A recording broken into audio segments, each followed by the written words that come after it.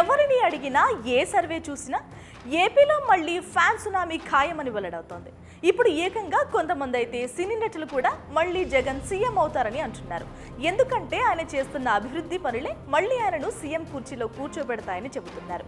ఎక్కడ వైఎస్ జగన్మోహన్ రెడ్డికి ఆంధ్ర ప్రజలు పట్టం కడతారో అనే భయంతో ప్రతిపక్షాలు ఏకమయ్యాయనే టాక్ కూడా బలంగా వినపడుతోంది. అదే భయంతో సీఎం స్థానంలో ఉన్న వ్యక్తిపై దాడులకు కూడా తెగబడుతున్నారని వ్యాఖ్యానిస్తున్నారు.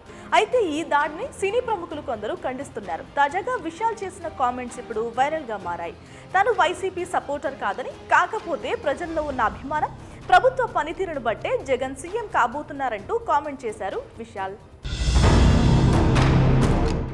వచ్చే అసెంబ్లీ ఎన్నికల నాటికి రాజకీయ పార్టీ పెట్టి పోటీ చేస్తానని తమిళ స్టార్ హీరో విశాల్ ఇటీవలే ప్రకటించారు.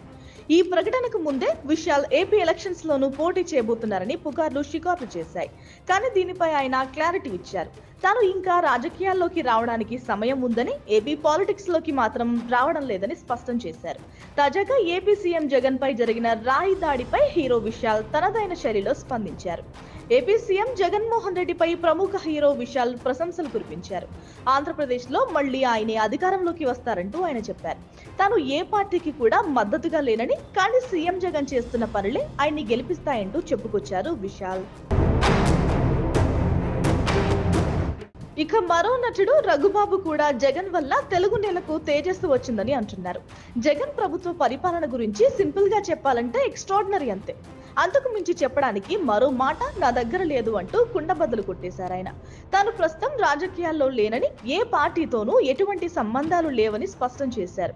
ఏ అవసరం కోసమైనా అబద్ధాలు చెప్పాల్సిన అవసరం తనకు లేదంటున్న ఆయన, తన సొంత ఊరిలోని తన ఇంట్లో పనిచేసే పనివారి జీవితాల్లో వచ్చిన మార్పే ప్రస్తుత పాలనకు నిదర్శనమన్నారు.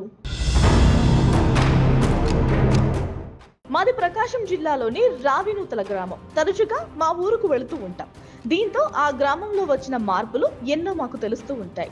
గ్రామ సచివాలయాలు కావచ్చు, వాలంటీర్లు ఇళ్లకు రావడం కావచ్చు, ప్రభుత్వ పథకాలు ప్రతిదీ ఇంటికి తీసుకువచ్చి అందించడం గొప్పగా అనిపిస్తోంది. అక్కడ మా ఇంట్లో పనిచేసే పనివాళ్ల పిల్లలు కూడా ప్రభుత్వ పథకాల ప్రయోజనాల్ని ఉపయోగించుకుని దర్జాగా రాజమండ్రిలోని ఇంజనీరింగ్ కాలేజీలో చదువుకోగలుగుతున్నారు. ఇది మేం ఊహించని మార్పు.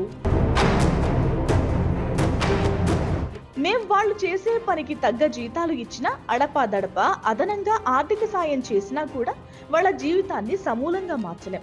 ఇప్పుడు అమలవుతున్న ప్రభుత్వ పథకాల వల్ల వాళ్ళ జీవితాలు మారిపోతున్నాయి. పిల్లలు బాగా చదువుకోగలగడం వల్ల ఎన్నడూ చూడనంత ఆత్మవిశ్వాసం వారిలో కనిపిస్తుంది. ఇది మాకు చాలా ఆనందాన్ని ఇస్తోందన్నారు రఘుబాబు. ఈ పథకాలు ఇలాగే కొనసాగాలని, ఈ పాలన పేదలకు మరింత కాలం మేలు కలుగచేయాలని కోరుకుంటున్నారన్నారు. సో ఇదంతా వైసీపీ ప్రభుత్వ పనితీరుకు నిదర్శనమే. ఇంతకీ మీరేమంటారు?